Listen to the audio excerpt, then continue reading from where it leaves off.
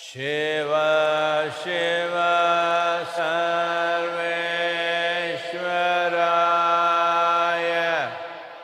शम्भो शम्भो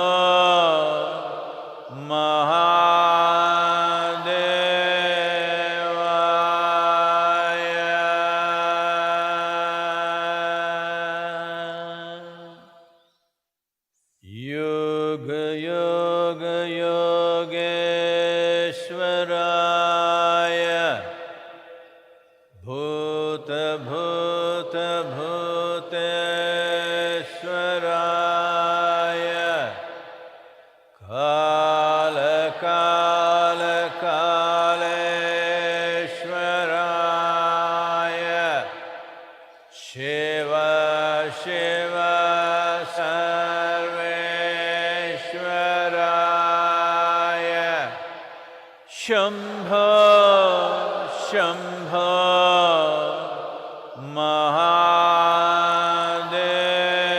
महादेवाय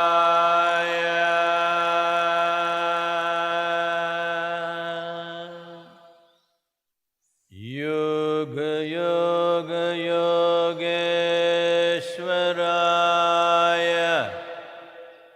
भूत भूत भूतेश्वराय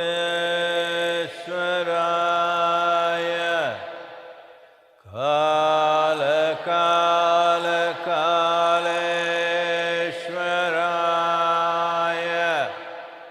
शिव शिव सर्वेश्वराय शम्भो शम्भो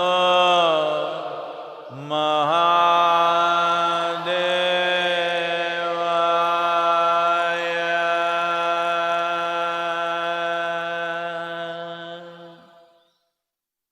योग योग योगेश्वराय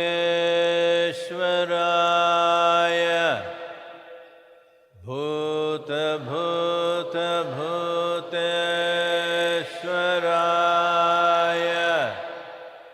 काल काल काले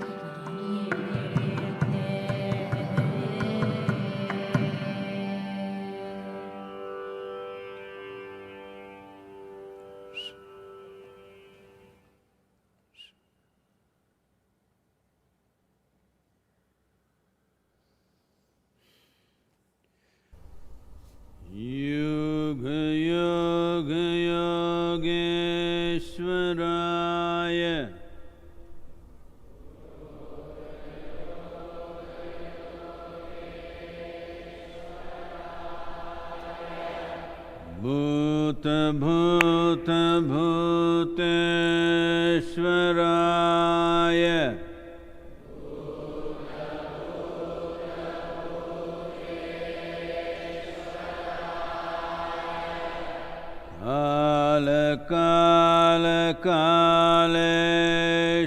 कालकालकालेश्वराय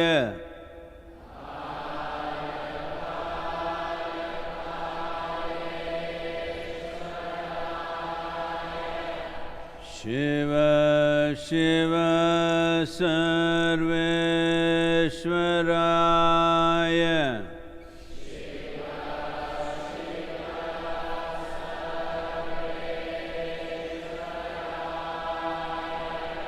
शंभो शंभो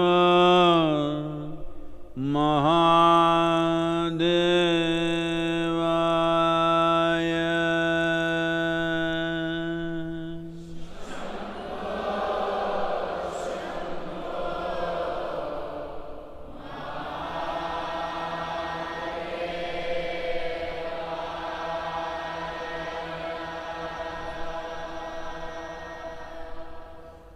योग योग योगेश्वराय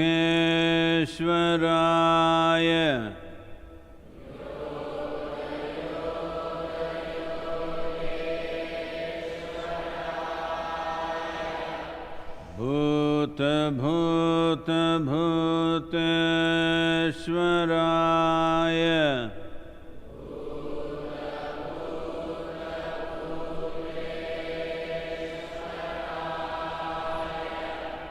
काल काल कालेश्वराय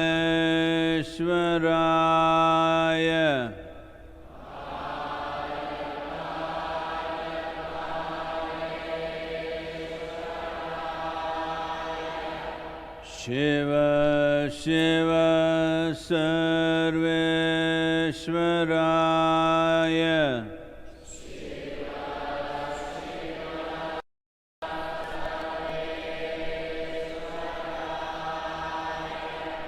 शंभो शंभो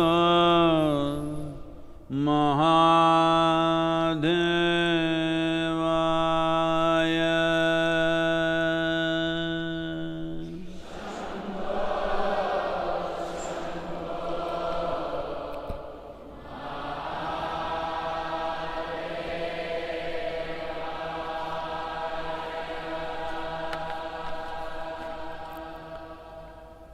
योग योग योगेश्वराय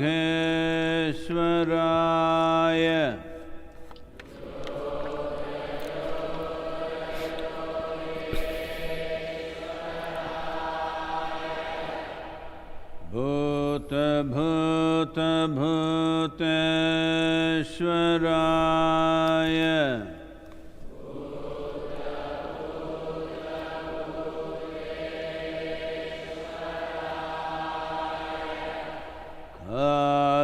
काल काल कालेश्वराय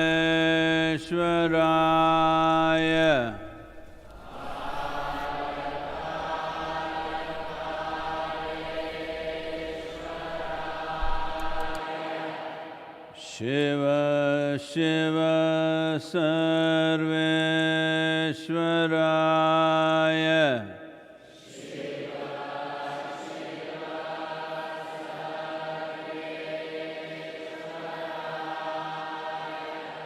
शंभो शंभो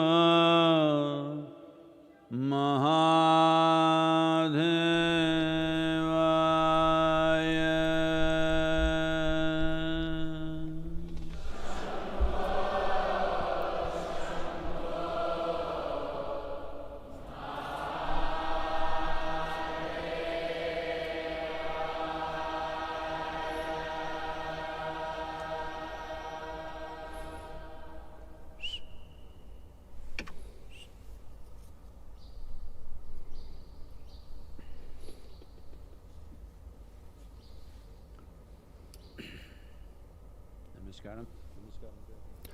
नमस्कारम।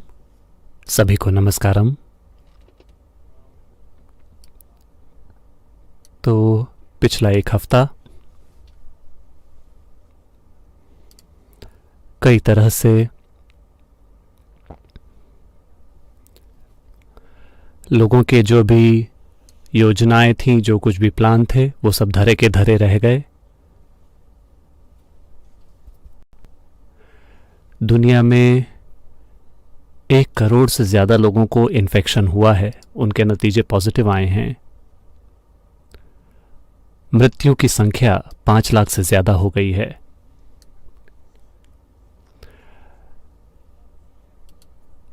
सिर्फ अमेरिका में 23 लाख से ज़्यादा केस हुए हैं और लाखों में मौतें हुई हैं।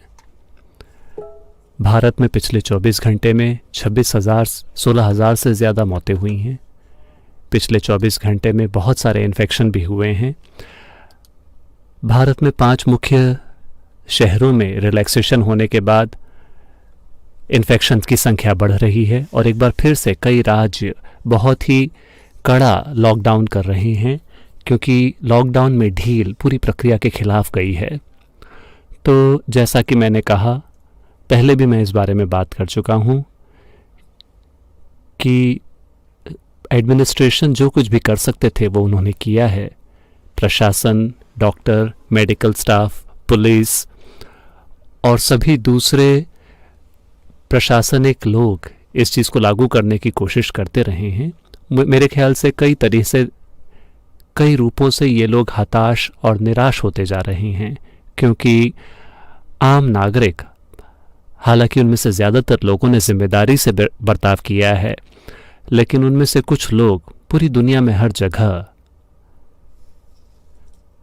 वो भगवान के बच्चे हैं, उनका क्या किया जाए। वो खुद ही अपने तरीके से चीज़ें करने में लगे हुए हैं। कई तरीकों से पुलिस और लोगों को प्रबंधित करने के जो दूसरे स्टाफ के लोग हैं, जो मेडिकल स्टाफ है, वो अब थकता जा रहा है, क्योंकि हर कोई तैयार था 3 या 6 हफ्तों के लिए, लेकिन अब ये चलते जा रहा है। करीब 3 महीने हो चुके हैं और एक बार फिर से इन्फेक्शंस की संख्या में तेजी से बढ़त हो रही है। आप देख सकते हैं, महसूस कर सकते हैं कि लोग हताश हो रहे हैं, थक रहे हैं। हर जगह इसका असर दिख रहा है। ये बहुत महत्वपूर्ण है कि इस देश के नागरिक के रूप में और दुनिया के नागरिक के रूप में हम मेडिकल स्टाफ पर दबाव न डालें इस हद तक कि वो टूट के गिर जाएं। उनमें से कई लोग, उन्होंने अपनी जान गंवा दी है। अगर आप मेडिकल समुदाय और व्यवस्था को इस हद तक धक्का देते हैं कि वो टूट जाए, उसके बाद वायरस को खुली छूट मिल जाएगी। फिलहाल 58 या करीब 59% लोग, भारत में जो लोग पॉजिटिव थे उनकी बीमारी ठीक हो गई है, जो कि दुनिया में सबसे ज़्यादा है। लेकिन ये संख्या, हो सकता है हम इसे खो दें। अभी हमारी केवल यही एक उम्मीद है कि लोग ठीक हो रहे हैं मेडिकल अटेंशन की वजह से, लेकिन जो मेडिकल व्यवस्था है और जो लोग उसे चला रहे हैं, अगर वो इस दबाव में आकर टूट जाते हैं, फिर लोगों के ठीक होने की ये संख्या नीचे चली जाएगी और ये अच्छा नहीं होगा। एक समय था जब कोयम्बटूर शहर को कोविड फ्री घोषित कर दिया गया था, लेकिन एक बार फिर से ये एक इमरजेंसी की अवस्था में पहुंच गई है। फिर से लॉकडाउन किए जा रहे हैं, ज़बरदस्ती कर्फ्यू लागू किया जा रहा है।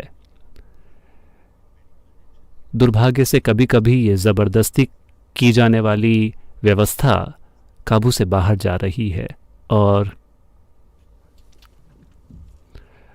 विश्व स्वास्थ्य संगठन और दूसरे संगठन इन चीज़ों के बारे में बात कर रहे हैं कि लोगों में एक तरह की मानसिक बीमारी फैलने लगेगी। जैसे कि वायरस की महामारी काफ़ी ना रही हो, अब लोग मानसिक बीमारी की महामारी फैलाने की कोशिश कर रहे हैं।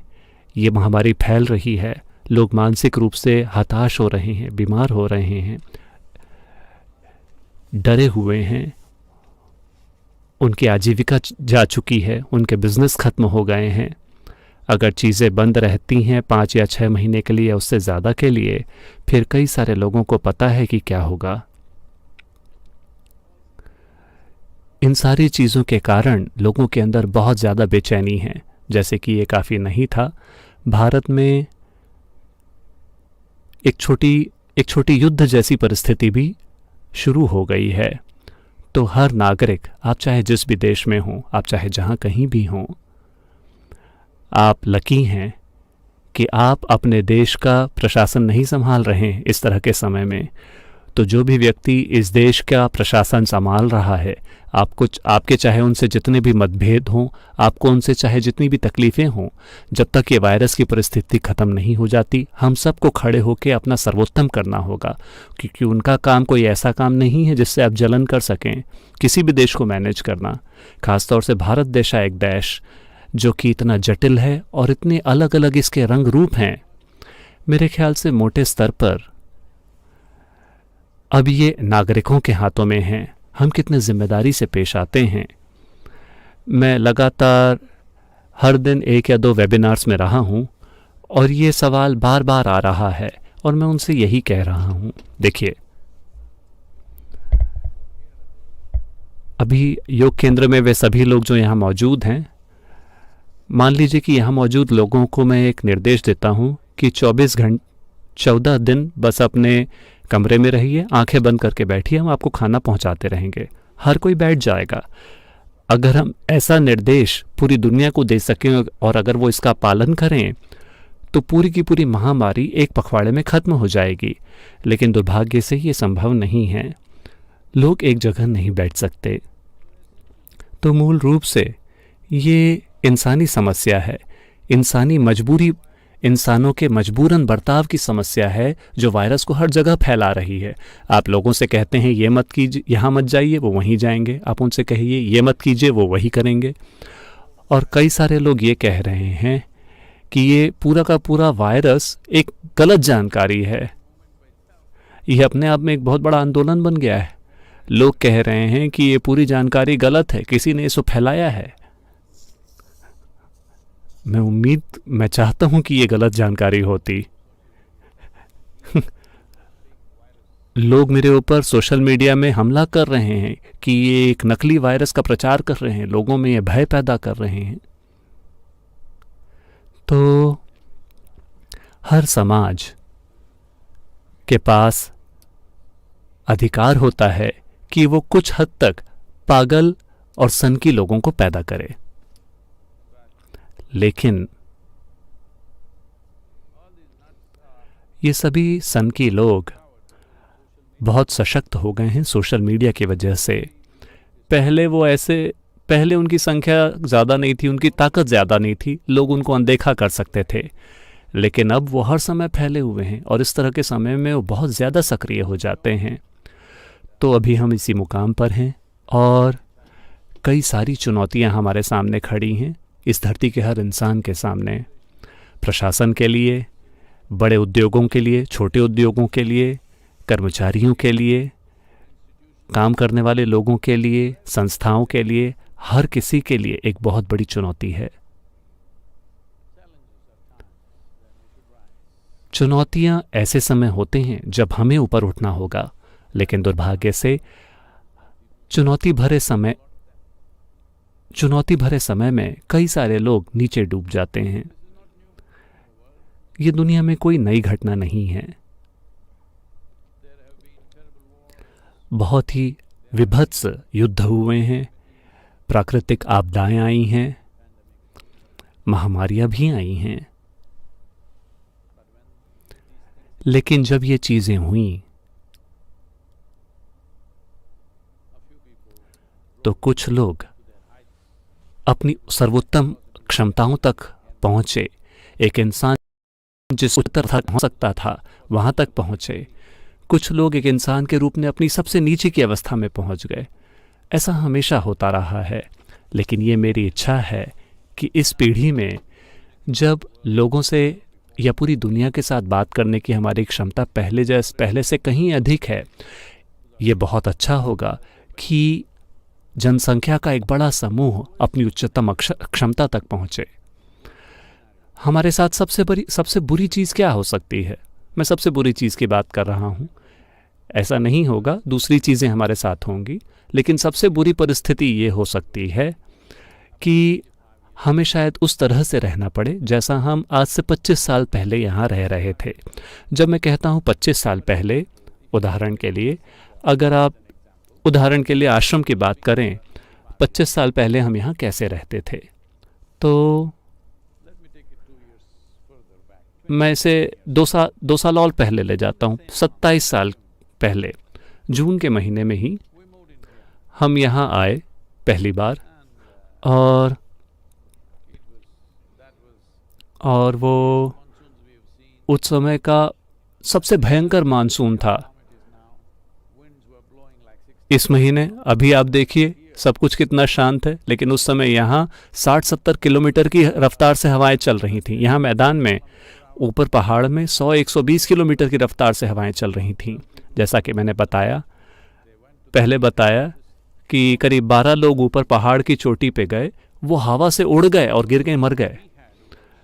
तो हमारे पास यहाँ केवल इतना इंफ्रास्ट्रक्चर था कि हमारे पास बस एक झोपड़ी थी जिसे हम कैवल्य कुटीर कहते थे, और करीब 12 बाथरूम्स थे केवल महिलाओं के इस्तेमाल करने के लिए।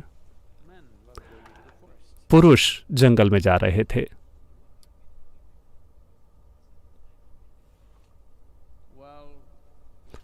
तो अभी भी हमने फिर भी बहुत आनंद के साथ अपनी साधना की, हर काम किया। एक रात मेरा एक छोटा सा कमरा था इस कैवल्य कुटीर के बाहर। करीब 68 पार्टिसिपेंट्स थे और 8-10 वॉलंटियर्स थे। वे सभी इस एकमात्र झोपड़ी में सोते थे। मेरे पास एक कमरा है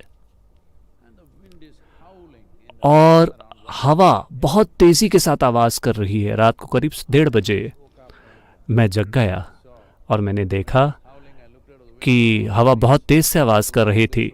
मैंने खिड़की से बाहर देखा, सारे पेड़ झुक के ऐसे हो गए थे। फिर मैंने बाहर देखा उस कैवल्य कुटीर की तरफ, मुझे दिखाई नहीं दी। मैंने टॉर्च निकाल के उस पर रोशनी डाली। फिर मैंने देखा कि वो पूरी की पूरी झोपड़ी इस कोण पे आ गई थी। फिर मैं उठ के दौड़ पड़ा। मैं झोपड़ी के अंदर गया। वहाँ ये सभी लोग, करीब 70-72 लोग वहाँ पे सो रहे थे। करीब उससे ज़्यादा, शायद 75-76 लोग वहाँ पे सो रहे थे कैवल्य कुटीर में, और वो सभी बिल्कुल शांति के साथ सो रहे थे। बाहर हवा इतनी तेजी से के साथ आवाज़ कर रही थी, तेज़ हवा। फिर मैंने उन चिल्लाने की कोशिश की, लेकिन किसी को सुनाई ही नहीं दिया। फिर मैंने लाइट्स चालू की, सबके सब सो रहे थे, किसी पे असर नहीं पड़ा, क्योंकि उनकी साधना दिन के दौरान ऐसी थी कि अगर बवंडर भी आए उस पे भी वो सो सकते थे। फिर मैंने हर किसी को हिला हिला के जगाया, उनको चिल्लाया, बाहर चलो बाहर चलो, इसे ठीक करते हैं, क्योंकि ये झोपड़ी किसी भी समय लोगों के ऊपर गिर सकती थी। फिर उस झोपड़ी को जमा कर रखने वाले जो वायर्स थे वो उखड़ गए थे। फिर करीब रात को 2 बजे हमने काम शुरू किया। 3 घंटे लगातार काम किया और कैवल्य कुटीर को सीधा किया। हमारे पास सिर्फ एक जीप थी। उस जीप का प्रयोग करके हमने कुटीर को वापस अपनी सही स्थिति पे खींच के ठीक किया, क्योंकि हवा इतनी तेज़ी से चल रही थी कि हम में से कोई भी, हम सब एक साथ मिलके भी झोपड़ी को सीधा नहीं कर पा रहे थे। तो हमने उस बरसात में जीप का प्रयोग किया। हर चीज़ फिसल रही थी। एक पेड़ गिर गया, कोई बात नहीं। कुछ ऐसे श्रोता हैं जो ऊपर से आ रहे हैं। देखिए लोगों को दर्शन में कितनी दिलचस्पी है। आप में से जो लोग यहाँ नहीं हैं, छत पे अभी बंदर घूम रहे हैं। तो एक पेड़ गिर गया जहाँ हम काम कर रहे थे वहाँ, और सौभाग्य से किसी को भी बहुत ज़्यादा चोट नहीं लगी। बस एक को हल्की सी चोट लगी, लेकिन बहुत ज़्यादा नहीं। 1-2 दिन में वो ठीक हो गए। फिर हमें पता था कि अगले दिन हम वहाँ नहीं रह पाएंगे उस झोपड़ी में, क्योंकि वो बहुत ही नाजुक तरीके से टिकी हुई थी। तो हमें उसमें कुछ स्ट्रक्चरल चेंजेस करने पड़े, लेकिन हम साधना को रोकना नहीं चाहते थे। तो हम पहाड़ पे चले गए, जहाँ कुछ छोटी छोटी कुछ गुफाएं हैं वहाँ पे, जहाँ पर ज़्यादा से ज़्यादा 8 या 10 लोग रह सकते थे। दिन रात मूसलाधार बारिश हो रही थी, और उस बारिश के दौरान 3 दिन हम वहाँ रहे। हर दिन सुबह 5:30 बजे गुरु पूजा, साधना, पूरे दिन की क्लास। हम ज़्यादा बात नहीं कर पा रहे थे क्योंकि हवा की आवाज़ इतनी ज़्यादा तेज़ थी और बारिश भी मूसलाधार हो रही थी, लेकिन साधना लगातार चलते रही।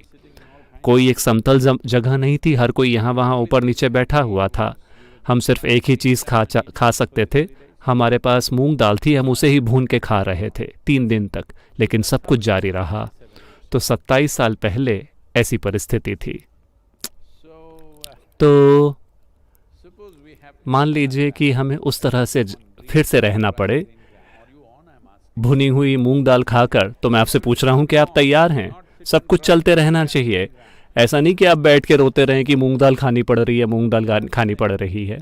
तो मैं कह रहा हूं कि हर कोई, आप चाहे जहां कहीं भी हों, 25 साल पहले या 20 साल पहले आपके जीवन के साथ कुछ भी गलत नहीं था। हाँ, तब से अभी तक दुनिया में हर किसी के पास उस समय जो था उसके मुकाबले आज कहीं ज़्यादा है।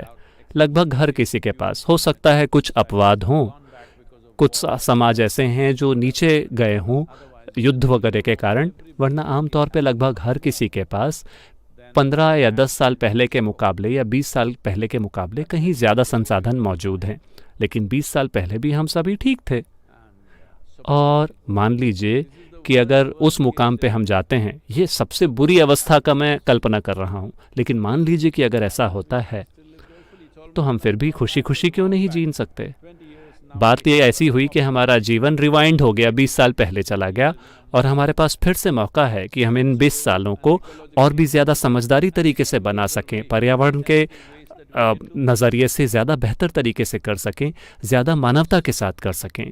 क्योंकि जिस तरीके से हम अपना जीवन जीते रहे हैं पूरी दुनिया में, मूल रूप से आज हर चीज़ आर्थिक इंजन से ही चलती है। हर व्यक्ति केवल पैसों की ही बात करता है, क्योंकि ऐसा लगता है सिर्फ उसी चीज़ का महत्व है।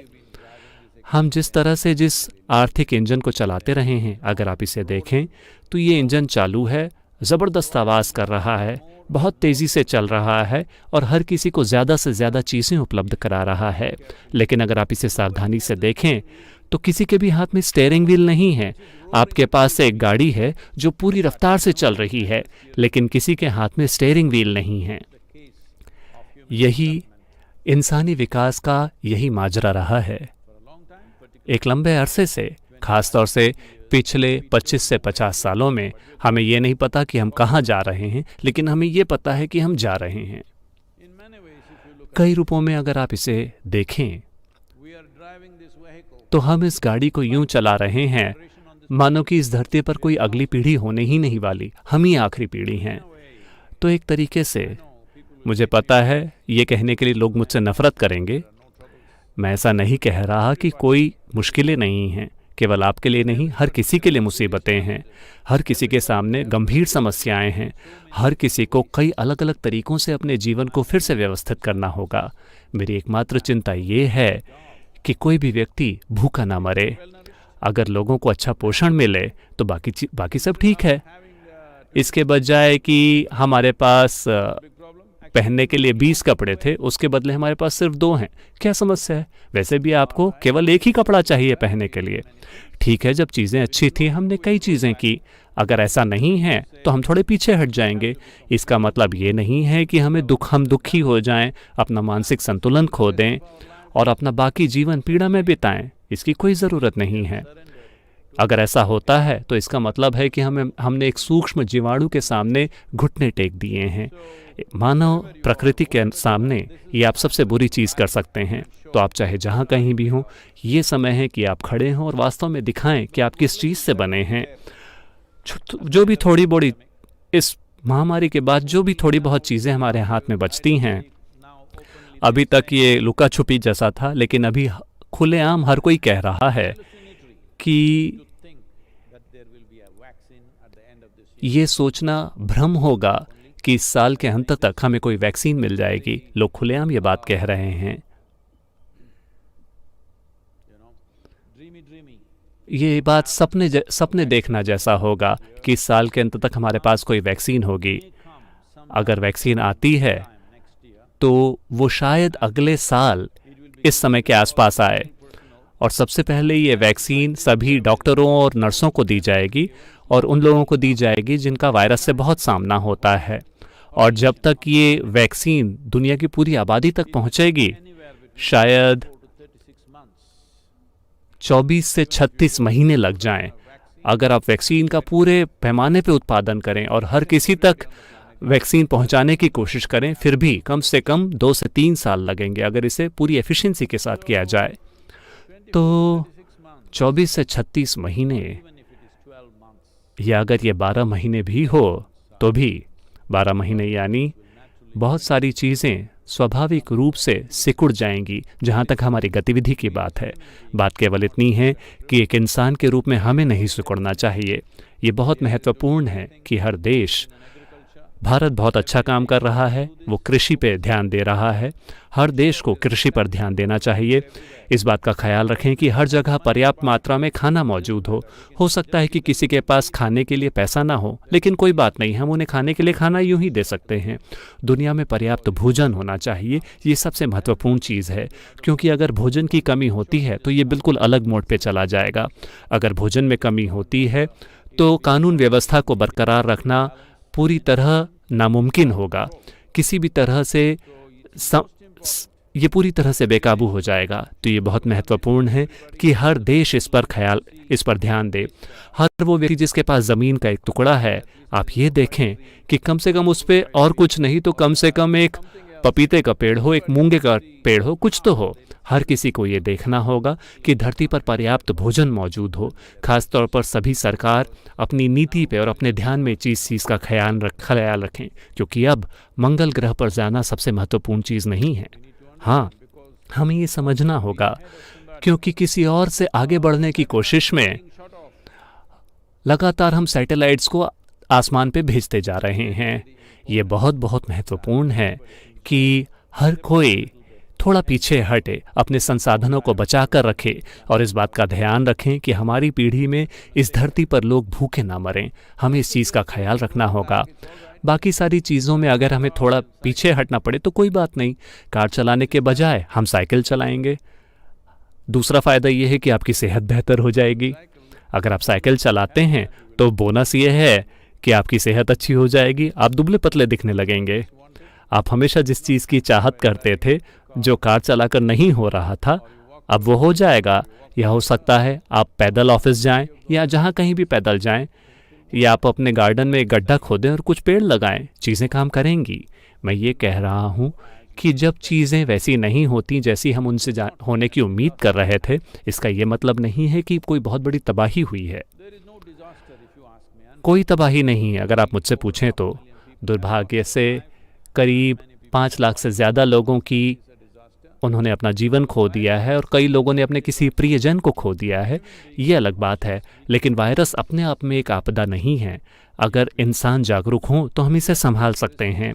अगर हम जिम्मेदारी और चेतना के साथ इसे संभालें तो इंसानी समाजों में इतनी क्षमता है कि वो इसे संभाल सकें।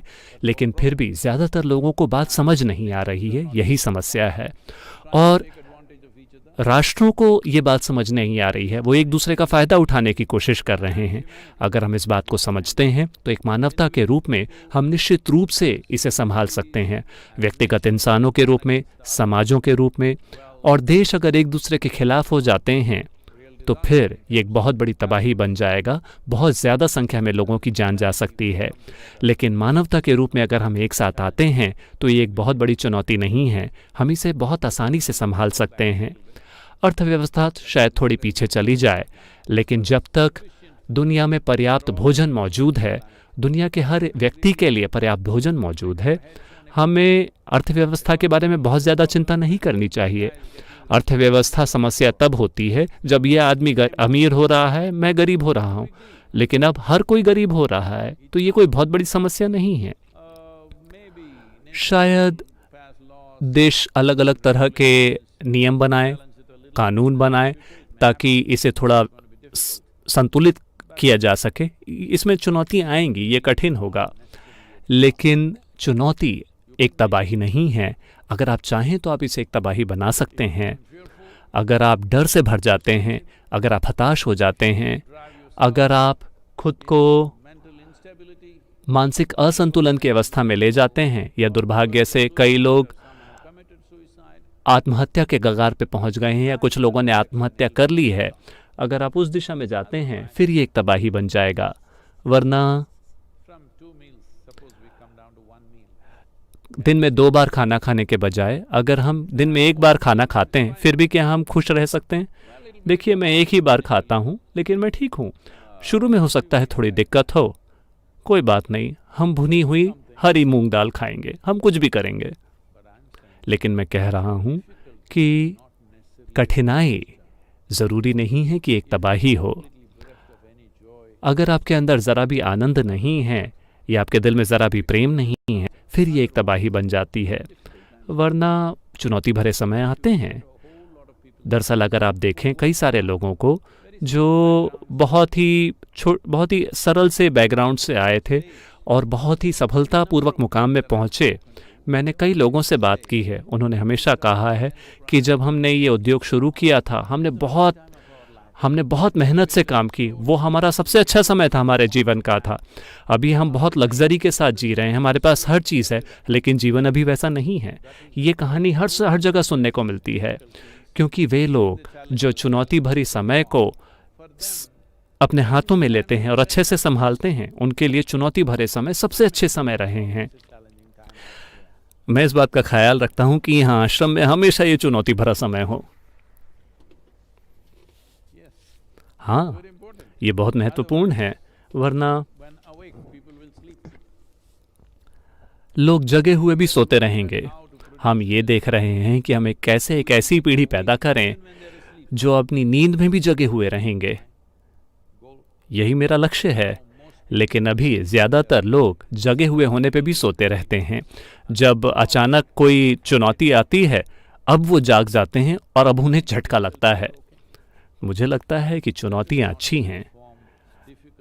चुनौतियों को हम तबाही में ना बदलें।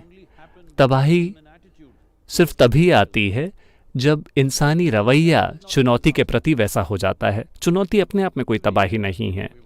हर साल हम ट्रैकिंग करते रहते थे। इस साल कैलाश ट्रैक रद्द कर दिया गया है क्योंकि इन दो देशों के बीच जो कुछ भी हो रहा है। क्या ये कठिन है? मेरे पैर, मेरे जांग की मांसपेशियां और मेरी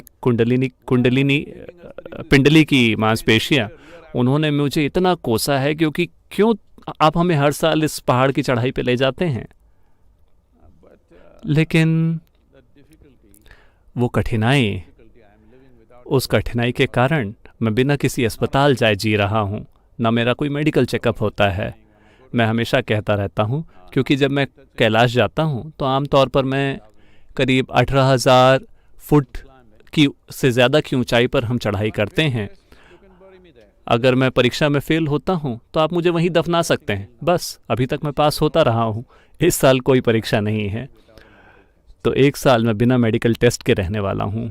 मैं कह रहा हूँ कि चुनौतियाँ, हर इंसान जो जीवन को लेकर थोड़ा जोश से भरा हुआ है, वो चुनौतियों को चुनता है। कोई पहाड़ पे चढ़ाई करता है, कोई उड़ना चाहता है, कोई बहुत एडवेंचर करना चाहता है, बहुत ही चुनौती भरा उद्योग शुरू करना चाहता है। क्योंकि अगर आप जीवन से भरे हुए हैं तो आप स्वाभाविक रूप से किसी खतरनाक और चुनौती भरी चीज़ को चुनेंगे। अगर आपके अंदर जिंदगी नहीं है, फिर आप केवल कंफर्ट को चुनेंगे, आराम को चुनेंगे। आजकल हर कोई कंफर्ट जोन के बारे में बात करता है। ये डेथ जोन है, ये मृत्यु का जोन है। क्योंकि सबसे ज़्यादा कंफर्टेबल जगह इस धरती पर है आपकी कब्र। वहाँ जाने के बाद कोई दर्द नहीं होता, मेरा विश्वास कीजिए। वरना अगर आप खुद को धक्का दे रहे हैं तो हमेशा कहीं ना कहीं दर्द होता रहता है। मेरे शरीर में हर समय कहीं ना कहीं कोई चोट रहती है। मेरे अनगिनत फ्रैक्चर हो चुके हैं। आजकल सौभाग्य से पिछले 20-25 सालों से मैं फ्रैक्चर से बचा रहा हूँ, लेकिन मांसपेशियों में चोटें होती रहती हैं क्योंकि आप कुछ ना कुछ करते रहते हैं। अगर आप बस खुद को बचा कर रखते हैं एक मम्मी की तरह, फिर कहीं कोई दर्द नहीं होता, सब कुछ ठीक है, कोई चुनौती नहीं है। तो कठिनाई या चुनौती या जिसे आप कठिन मानते हैं वो वास्तव में बस एक परिस्थिति है जो थोड़ी चुनौती भरी है। एक परिस्थिति को किसी नकारात्मक नाम से ना पुकारें। अरे बहुत बड़ी समस्या, बहुत बड़ी कठिनाई, बहुत बड़ी तबाही, ऐसा कुछ भी नहीं हुआ है। ये थोड़ा अलग है। पिछले 4 महीनों में जीवन अलग हो गया है उसके मुकाबले जैसा आपने अभी तक इसे जाना है। लोग हर तरह की चीज़ों से होकर गुजरते हैं। कई सारे लोग जिन्हें मैं जानता हूँ, उनके माता पिता कहीं और मर रहे हैं, वो वहाँ नहीं जा सकते। वो उनके अंतिम संस्कार को भी अटेंड नहीं कर पा रहे हैं। वो जाकर उनकी मदद नहीं कर पा रहे हैं क्योंकि वो एक कोविड अस्पताल में हैं। ट्रैवल में बैन लगा हुआ है। उनके माता पिता मर गए, आप उनका शरीर भी नहीं देख सकते, आप उनका अंतिम संस्कार भी नहीं कर सकते। वो सरकार कर रही, हमें नहीं पता कि वो लोग क्या कर रहे हैं। तो मैं कह रहा हूं कि ये कठिन है, ये आसान नहीं है, ये कठिन है। लेकिन मैं चाहता हूं कि आप ये बात जानें कि ज़्यादातर लोग जिन्होंने किसी महत्वपूर्ण काम को करने का जिम्मा उठाया है, उन्होंने हमेशा इस तरह की कठिनाइयों को चुना है। हाँ, जब ऐसे कई उदाहरण हैं, आपको लगता है कि एक महात्मा गांधी या एक मार्टिन लूथर किंग या कोई भी अतीत का कोई भी दूसरा व्यक्ति जिन्होंने अपने जीवन में कोई महत्वपूर्ण काम किया है, क्या आपको लगता है उन्होंने जाके अपने प्रियजनों का अंतिम संस्कार किया होगा? ऐसा नहीं हुआ, क्योंकि उन दिनों में कहीं पे भी उड़ के वापस जाने का कोई माध्यम नहीं था। अगर आप कहीं जाते हैं तो आपको 3 महीने बाद समाचार मिलता है कि 3 महीने पहले आपकी माँ का देहांत हो गया, आपके पिता का देहांत हो गया। इस तरह से आपको खबर मिलती थी और आप उससे निपटते थे क्योंकि आपको पता था कि आप अपने जीवन में कुछ ऐसा कर रहे हैं जो वाकई महत्वपूर्ण है। अगर आप अपने जीवन में कोई महत्वपूर्ण काम नहीं कर रहे हैं, फिर आपके अपने खुद की भावनाएं, आपके खुद का रवैया बहुत ज़्यादा महत्वपूर्ण बन जाता है। उसमें आप दुख पाएंगे, उसमें बहुत ज़्यादा मानसिक उथल पुथल होगी, उसमें हो सकता है कि आप मानसिक रूप से बीमार हो जाएं। अभी ये वायरस की महामारी काफ़ी खराब है। हमें निश्चित रूप से एक मानसिक बीमारी की महामारी की ज़रूरत नहीं है, हमें निश्चित रूप से उसकी ज़रूरत नहीं है। कई सारे लोग हैं जो आर्ग्यू करेंगे कि हम उससे कैसे बच सकते हैं, ये तो हो जाती है। मैं चाहता हूं कि आप जानें कि ये खुद ब खुद नहीं होती। अगर आप एक गलत दिशा चुनते हैं और लगातार आप उस दिशा में आगे बढ़ते रहते हैं तो एक न एक दिन आप किसी चीज़ से टकरा जाएंगे। जब तक आप नहीं टकराते आपको लगता है कि आप ठीक हैं, लेकिन ये समझना बहुत आसान है कि अगर आप यूं इस दीवार की दिशा में आगे बढ़ते हैं तो केवल समय की बात है, आप जाके अपना सिर टकरा देंगे। एक दरवाज़ा है, आपको उस दिशा में आगे बढ़ना होगा। तो चूंकि इन दिशाओं को ठीक नहीं किया गया है, मैं आपको एक सरल सा GPS देता हूँ ताकि आप अपने दीवार से दीवारों और चट्टानों पे टक्कर ना मारें। सरल सी चीज़ सिर्फ ये है। पहली और सबसे महत्वपूर्ण चीज़ जो आपको समझनी है वो ये है कि इंसानी अनुभव भीतर से पैदा किए जाते हैं, कभी भी बाहर से नहीं। जैसे ही मैं अपने अनुभव को, मेरा जीवन का जो अनुभव है, मैं गुस्सा हूँ, मैं दुखी हूँ, या मैं खुश हूँ, या मैं आनंद में हूँ, जैसे ही मैं कहता हूँ कि ये अनुभव बाहर मौजूद किसी चीज़ या व्यक्ति के द्वारा पैदा किया गया है, तो आप मानसिक उथल पुथल की ओर आगे बढ़ रहे हैं। ये कब होगा? ये इस पर निर्भर करता है कि आप कितने लचीले हैं, कितने मजबूत हैं या कितने कमज़ोर हैं। इस आधार पे ये तय होगा कि ये तबाही कब आपके साथ होगी, लेकिन निश्चित रूप से आप तबाही की ओर बढ़ रहे हैं। फिर कितने सारे लोग एक तबाही के लिए तबाही की दिशा में बढ़ रहे हैं। ऐसे बहुत सारे लोग हैं दुर्भाग्य से। बात केवल इतनी है कि अभी तक उन्हें ऐसी परिस्थितियों का सामना नहीं करना पड़ा जो उन्हें बहुत तेज़ी से उस दिशा में धकेलें। अगर ये महामारी अगर इस तरह चलती रहती है, इसने हमारे जीवन को हिला दिया है, हमारी आर्थिक परिस्थिति, हमारा पारिवारिक ढांचा, हम अपने ऐसे लोगों को खो सकते हैं जो हमारे प्रियजन हैं। जब ऐसी चीज़ें होती हैं तो इन लोगों को बहुत तेज़ी के साथ दीवार की ओर धक्का लगेगा।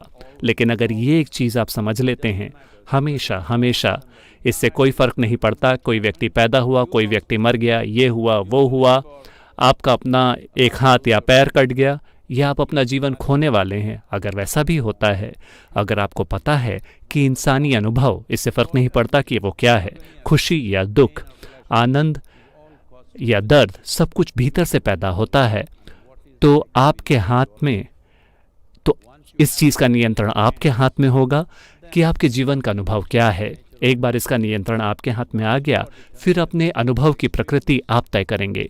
अगर अपने अनुभव की प्रकृति आप तय कर रहे हैं तो आप ये तय करेंगे कि ये सुखद हो। खास तौर पर अगर बाहरी परिस्थितियां बहुत दुखद हो गई हैं, अप्रिय हो गई हैं उन चुनौतियों के कारण जो जीवन हमारे ऊपर फेंक रहा है, तो ये और भी ज़्यादा मौजूद है, ये और भी ज़्यादा महत्वपूर्ण है कि मैं अपनी आंतरिकता को सुखद रखूं। ये जिम्मेदारी हर किसी को लेनी होगी। देश में और दुनिया में पर्याप्त मुसीबत मौजूद है। अब आप खड़े होकर एक नई मुसीबत पैदा ना करें। इस देश और दुनिया के हर नागरिक को इस बात का ख्याल रखना होगा, इस चीज़ का आपको ख्याल रखना होगा कि इस तरह के समय में जब पूरी मानवता के सामने एक चुनौती खड़ी है, ये वो समय नहीं है कि आप समस्याओं का एक ज्वालामुखी बन जाएं। हम आपको कोई दूसरा समय देंगे वो करने के लिए। अगर आपको पागल होना ही है तो हम कोई दूसरा समय देंगे आपको। ये सवाल डिसेंट दीवान का है। आदरणीय गुरुजी, मैं एक बुद्धिस्ट हूँ और विपश्यना ध्यान का अभ्यास करता हूँ। मेरे पास एक सवाल है जो मैंने कई विपश्यना के शिक्षकों और गुरुओं से पूछा है, लेकिन हर किसी ने कहा कि इस सवाल का जवाब कोई नहीं दे सकता। अपने एक वीडियो में आपने कहा है, और बुद्धिज़्म में भी ऐसा कहा गया है, कि पुनर्जन्म हमारी अपूर्ण इच्छाओं और कर्म के कारण होती हैं। मैं इसे स्वीकार करता हूँ, लेकिन अब सवाल ये उठता है कि अगर मैंने लाखों करोड़ों बार जन्म लिया है अपनी इच्छा और कर्म के कारण, लेकिन मेरे पहले जन्म के पहले कोई मन नहीं था, कोई शरीर नहीं था, कोई इच्छा नहीं थी, तो फिर वो पहला जन्म कैसे हुआ?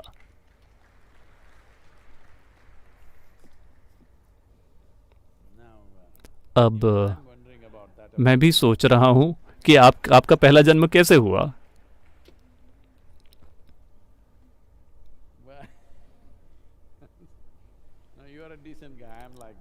नहीं, आप एक डिसेंट इंसान हैं, मैं ऐसा हूँ, क्या कर सकते हैं?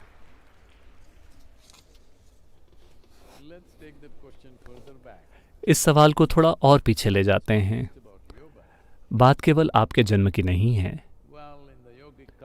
योगिक संस्कृति में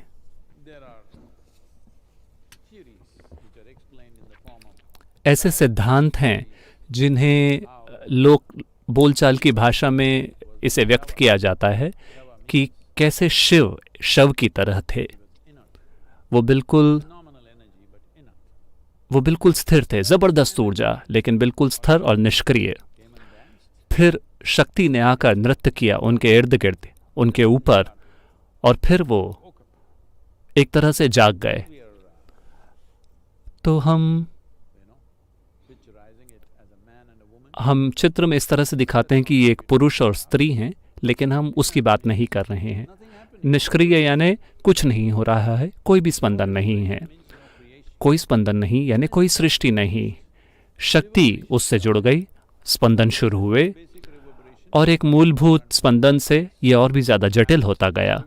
जैसे जैसे ये स्पंदन और भी ज़्यादा जटिल होते गए, ये पदार्थ बन गए, पदार्थ से छोटे छोटे अणु बने, फिर ग्रह बने, कई चीज़ें हुई, जीवन पैदा हुए, और कई अलग अलग तरह की चीज़ें हुई। आपको उसके आगे की पूरे विकासवाद का सिद्धांत पता है।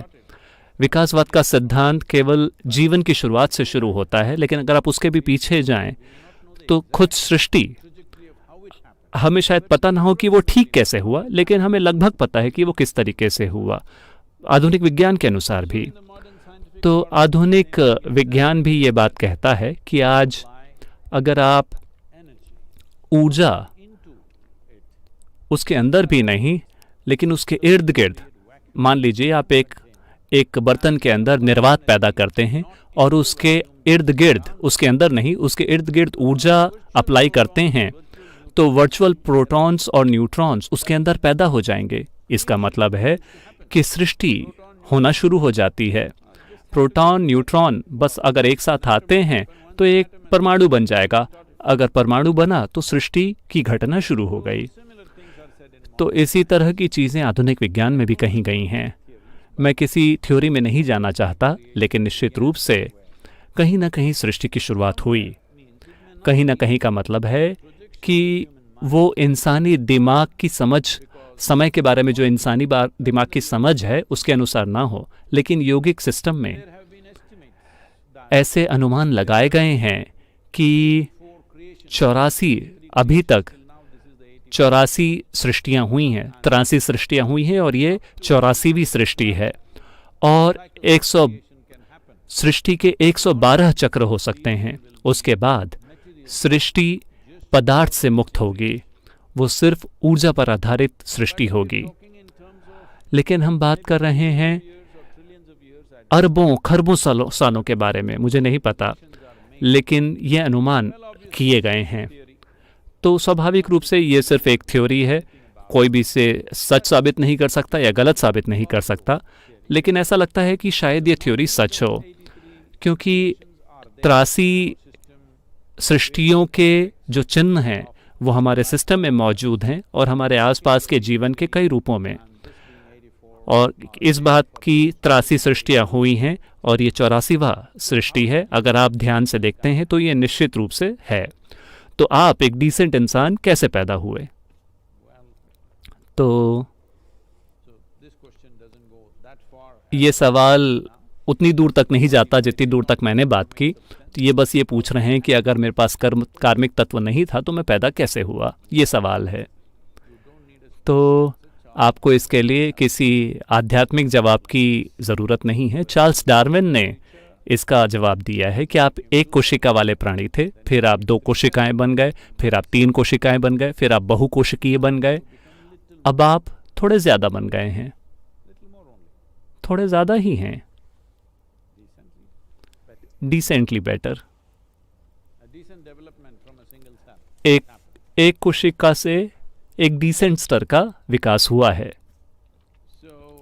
तो इस प्रक्रिया में एक कोशिकीय परमाणु से अणु, अभी ये सवाल पूछने के लिए बहुत अच्छा समय है क्योंकि अभी वायरस मौजूद है। एक वायरस एक पूर्ण विकसित जीवन नहीं है, उसमें प्रोटीन्स और एंजाइम्स हैं कि वो एक जीवन बन सके, लेकिन वो एक जीवन नहीं है। जब वो आपकी सेल के अंदर घुसता है केवल तभी उसके अंदर जीवन है, वरना खुद से उसमें कोई जीवन नहीं है। वो बस एक कॉम्बिनेशन है प्रोटीन का।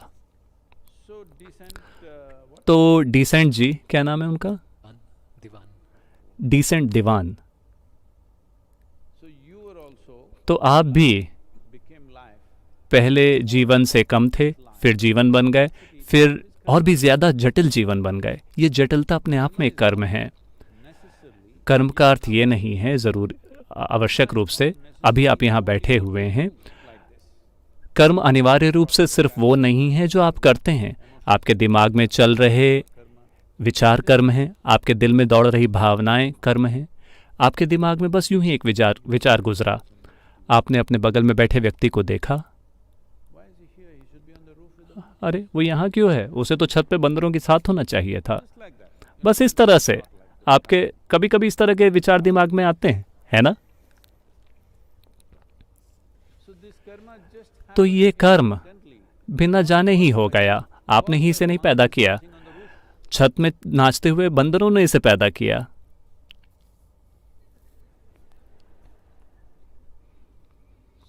तो चूंकि बंदर आए, आपने इस आदमी को देखा, certain angle, he looked a certain way to you. और एक खास कोण से वो एक खास तरीके से आपको दिखे, शायद वो लाइटिंग की तरह से कारण हो या उनके बैठने के कारण हो, और आपके दिमाग में विचार आया और चला गया। अब आप एक कर्म कर चुके हैं कि कहीं ना कहीं आप एक और इंसान को देखते हैं और सोचते हैं कि वो एक बंदर है। अब ये यहाँ नहीं रुकेगा, समझे आप? अब आपने इसे देखकर सोचा कि वो एक बंदर है। कल हमने आपका डिपार्टमेंट बदल दिया और आप बंदरों के डिपार्टमेंट में हैं। हे भगवान, मुझे आज इस बंदर के साथ काम करना पड़ेगा। ये चालू रहेगा। और अगर मान लीजिए कि परिस्थिति ऐसी रही कि वो उस डिपार्टमेंट के इंचार्ज हैं, आपको उनके अंदर काम करना होगा। अरे, क्या मेरा एक बंदर मेरा इस तरह से अपमान कर सकता है? ये चलता रहेगा और इसी तरह आप एक जातिवादी बने, ठीक है? क्योंकि शुरू में वो बस एक छोटा सा विचार था, फिर परिस्थितियों के अनुसार किस तरह से उन्होंने आपको यहाँ वहाँ धीरे धीरे ये बढ़ के कई गुना हो गया। ऐसा हर दूसरे प्राणी के साथ भी हो रहा है। तो धीरे धीरे कार्मिक तत्व बढ़ता है और ज़्यादा से ज़्यादा जटिल होता जाता है। तो ये बात साफ है, आज विकास के विज्ञान हमें बता रहे हैं कि शुरू के इंसान बहुत सरल थे, झुके हुए थे, उनका दिमाग बहुत सरल था, वो ज़्यादा सोचते नहीं थे, किसी दूसरे जानवर की तरह अपना जीवन जीते थे। हर कोई ये बात जानता है। तो वहाँ से आपने अपना कर्म पैदा किया। मुझे पता नहीं कि कोई आपके सवाल का जवाब क्यों नहीं दे पाया। हर किसी को ये पता है। शायद उनको लगा कि आप उस जवाब को सुनने के लायक ही नहीं हैं, क्योंकि मैं इतना बेवकूफ़ कि मुझे ऐसा लगता ही नहीं कि कोई भी व्यक्ति सवाल का जवाब सुनने के काबिल नहीं है, क्योंकि मुझे लगता है कि कोई भी सवाल ऐसा नहीं है कि उसका जवाब ना दिया जाए। मैं पूरी दुनिया से हर तरह के मूर्खतापूर्ण सवाल ले रहा हूँ। तो ऐसा इसलिए भी है क्योंकि शायद आपके मन में अपने खुद के निष्कर्ष हैं। ये वास्तव में कोई सवाल नहीं है, आप बस अपने सवाल के साथ लोगों को टेस्ट कर रहे हैं। तो इसलिए शायद उन्होंने ऐसे ही इसे नकार दिया होगा। ऐसा हुआ। marijuana अमेरिका के कई प्रदेशों में कानूनन है। तो एक व्यक्ति जो इसके लिए बहुत समर्पित था, क्योंकि कई सारे लोग बड़ी फिलॉसफी के रूप में marijuana का सेवन करते हैं। ये लोगों के लिए केवल एक नशा नहीं है, एक फिलॉसफी है कि हम इसका स्मोकिंग करते हैं तो हम आपसे बेहतर हैं। एंडोकैनाबिनॉइड्स नाम की एक चीज़ होती है जिसे आप खुद अपने शरीर के भीतर पैदा कर सकते हैं। इसका मतलब है कि भांग पी के जो होता है उस चीज़ को आप खुद अपने शरीर में और मन में पैदा कर सकते हैं। इसीलिए कैनबीज रिसेप्टर्स आपके शरीर में हैं। पर चूंकि आप एक ऐसा सिस्टम है जो ठीक से काम नहीं करता है, आप खुद इसे पैदा नहीं कर पा रहे हैं। देखिए, मान लीजिए अगर अभी आप पर्याप्त थायराइड पैदा नहीं कर पाते तो फिर वो आपके उस सिस्टम में बाहर से थायराइड डालेंगे। आप अपने शरीर में पर्याप्त हार्मोन पैदा नहीं कर पा रहे हैं, वो बाहर से हार्मोन डालेंगे। आप इंसुलिन पैदा नहीं कर पा रहे हैं, वो बाहर से इंसुलिन डालेंगे। इसी तरह चूंकि किसी कारण से आप ठीक से काम न कर रही मशीन है कि आप खुद से अपने एंडोकैनाबिनॉइड्स पैदा नहीं कर पा रहे हैं और आनंदमग्न नहीं रह पा रहे हैं, आप बाहर से marijuana का सेवन कर रहे हैं।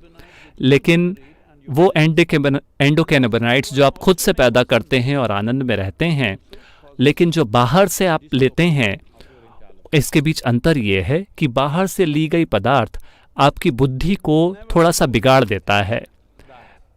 इससे पहले ऐसा कभी नहीं हुआ है कि कोई व्यक्ति अपने ध्यानमयता के कारण, आनंद में आने के कारण, देखिए ऐसा कभी नहीं हुआ कि कोई व्यक्ति जो आनंद की अवस्था में पहुंचा ध्यान के कारण, वो पहाड़ से कूद गया ये सोच के कि वो उड़ेगा। लेकिन LSD या marijuana खाने वाले कई लोग पहाड़ों से कूद गए हैं। अमेरिका में आजकल ये लोग खुद को स्टोनर्स कहते हैं, वो वापस स्टोन एज में चले गए हैं। मैं भी नशे में रहता हूँ, लेकिन मैं स्टोनर नहीं हूँ, मैं बस नशे में हूँ, मैं बस स्टोन्ड हूँ। तो उसने फायर ब्रिगेड को बुलाया और कहा, मेरे घर में आग लगी है, तुरंत आओ। फायरमैन ने पूछा, हम वहां कैसे पहुंचेंगे? उसने कहा, अरे बस वो लाल बड़ी वाली ट्रक में बैठो और आ जाओ।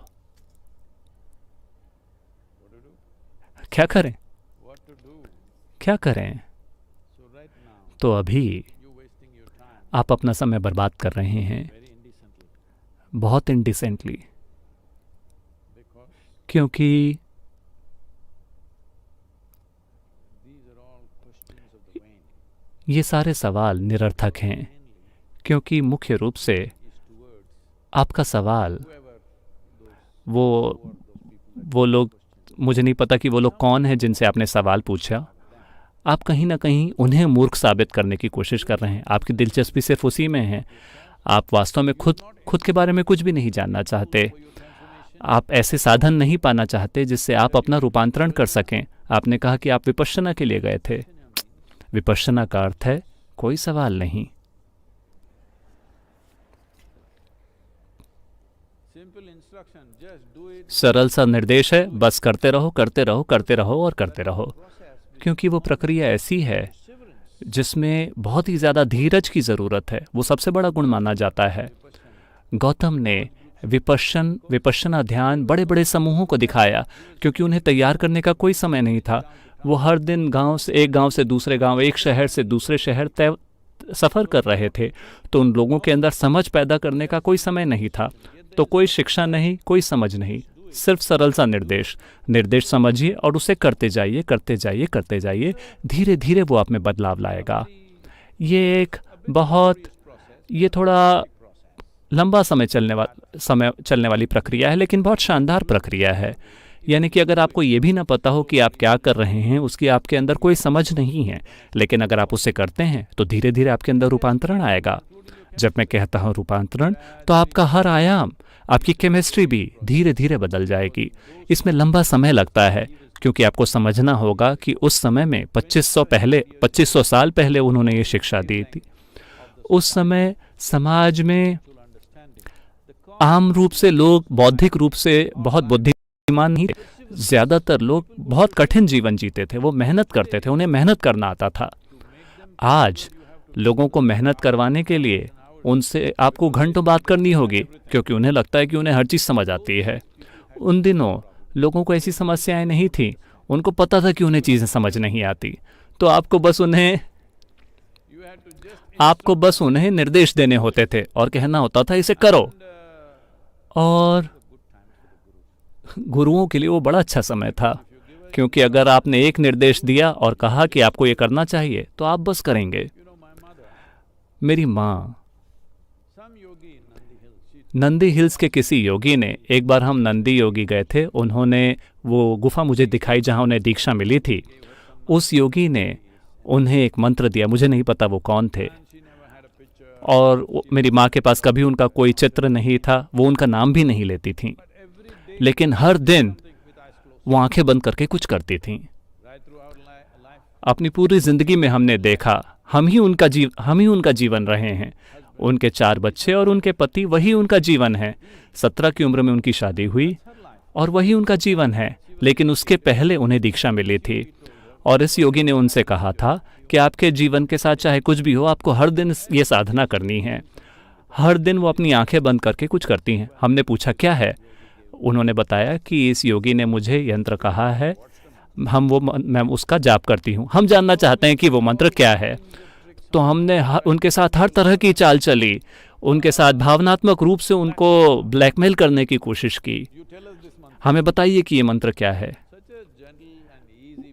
वो इतनी नाजुक महिला थी, हमेशा बहुत ही सरल स्वभाव की, लेकिन एक भी बार चाहे कुछ भी हुआ हो, अब चाहे अपने पति को या अपने बच्चों को, उन्होंने कभी भी वो मंत्र नहीं बताया, क्योंकि योगी उन्होंने बताया था कि आप इसे किसी के साथ साझा नहीं कर सकती। मैं बता रहा हूँ कि लोगों को निर्देश देना इतना आसान हुआ करता था। अगर मैं आपसे कहूँ कि ये बात खुद तक सीमित रखें, आप तुरंत उस चीज़ को सोशल मीडिया में डाल देंगे।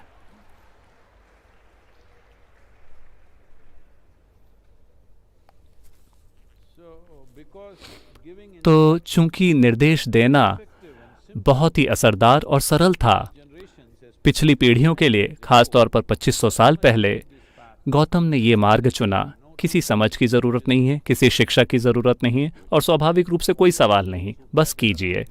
सिर्फ उन लोगों को जो उनके साथ रहे, जो उनके साथ सफ़र करते थे, जो उनके बहुत करीबी थे, उन लोगों को उन्होंने शून्य सिखाया, क्योंकि उसके लिए समझ की ज़रूरत है।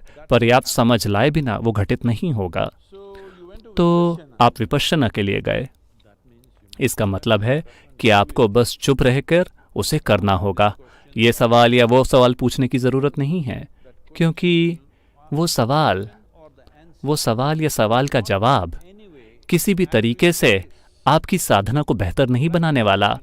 साधना को इस तरीके से तैयार किया गया है कि इससे कोई फर्क नहीं पड़ता कि आप कौन हैं। अगर आप उसे करते हैं तो वो काम करेगी। बात केवल इतनी है कि इसमें थोड़ी मेहनत लगती है। हर दिन आपको घंटों के लिए इसे करना होगा, लेकिन ये काम करेगी। ये एक बहुत शानदार साधना है।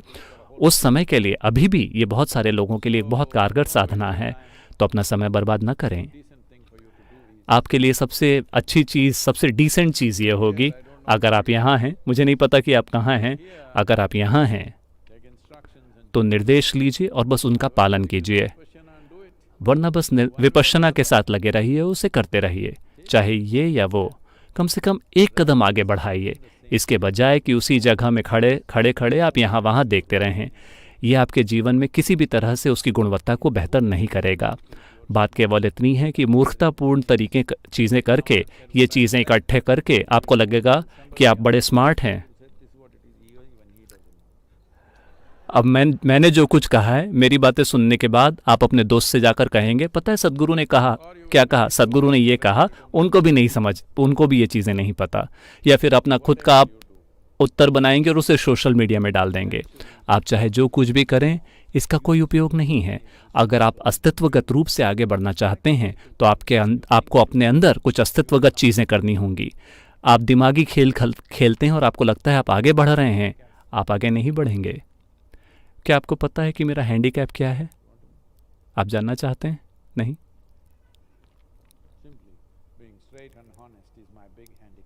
मैं बस यूं ही सीधा और ईमानदार रहता हूं, ये मेरा सबसे बड़ा हैंडीकैप है। हाँ, कोई चालाकी नहीं, यही मेरा हैंडीकैप है। क्या लगता है आपको? मुझसे कहिए कि सद्गुरु ये हैंडीकैप नहीं है, ये कोई अपंगता नहीं है। मेरे कुछ सलाहकार कहते हैं कि ये एक तरह की लाचारी है कि मैं हर चीज़ के बारे में बहुत सीधा और ईमानदार रहता हूँ, लेकिन मैं यूं ही रहूँगा। अगर आपको ये पसंद नहीं है,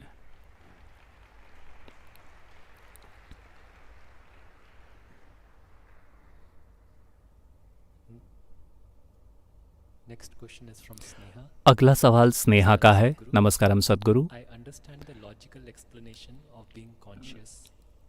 जागरूक होने की, मुझे पता है कि मुझे जागरूक और सचेतन रहना चाहिए, लेकिन मैं बहुत मजबूरन व्यवहार करती हूँ। उदाहरण के तौर पर कुछ खास चीज़ों को खाने के प्रति मैं बहुत ज़्यादा मजबूर हो जाती हूँ। तो क्या कोई ऐसा मंत्र है जिसका उच्चारण करके मैं सजग रह सकूँ? आपको मंत्र की ज़रूरत नहीं है। हम सरल से साधन हैं जो ये कर सकते हैं। अपना भोजन पूरा होने के बाद हर दिन करीब 6 इंच का डक्ट टेप,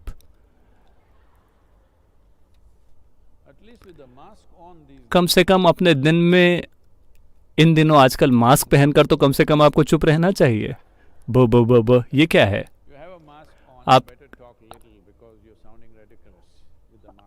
आपने एक मास्क पहन रखा है, बेहतर होगा कि आप कम बात करें, क्योंकि मास्क पहनकर आपकी बातें बहुत बेकार लग रही हैं। तो जहाँ तक मजबूरन व्यवहार की बात है, मंत्र काम नहीं करेंगे। हमें कुछ साधनों की आवश्यकता है। या तो हम एक डक्ट टेप आपके मुंह पे चिपका सकते हैं, या हम आपको एक कमरे में बंद कर सकते हैं। ये बहुत आसान है, ये काम करेगा। या आप खुद इसे करें। जब आप कहते हैं कि मैं अपना मुंह नहीं खोलूंगा, अपना मुंह मत खोलिए। नमस्कारम।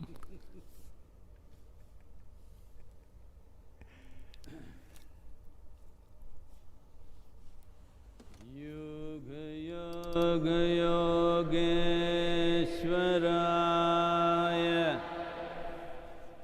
भूत भूत भूतेश्वराय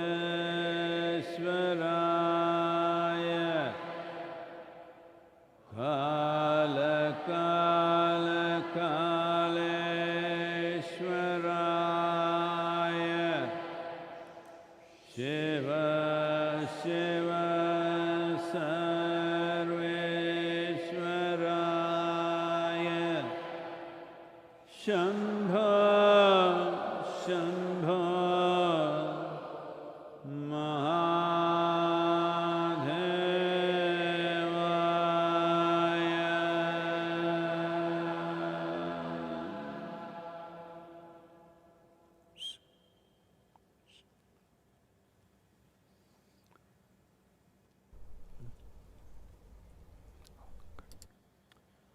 Well, I've said this many times to you,